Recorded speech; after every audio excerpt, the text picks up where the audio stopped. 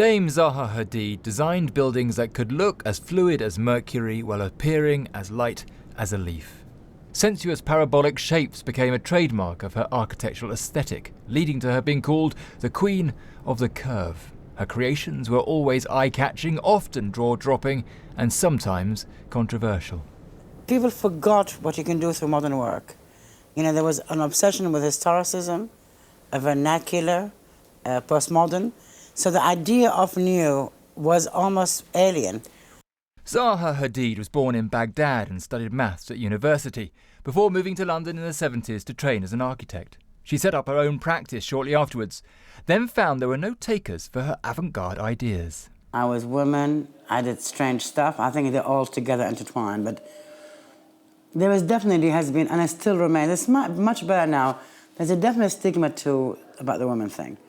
It was this Cubist-inspired building in Germany that proved to be her big breakthrough. Soon her ability to mix old-school craft skills with revolutionary new computer programs saw her emerge as one of the most exciting and innovative architects of her generation.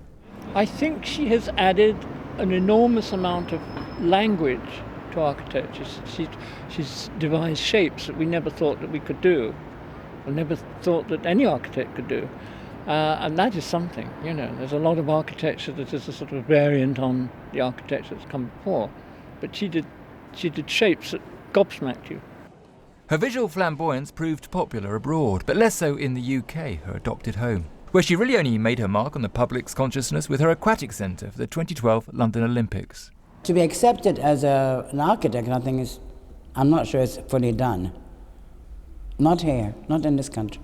I'm still considered to be on the margin, you know, despite all these things. And I don't mind being on the edge, actually.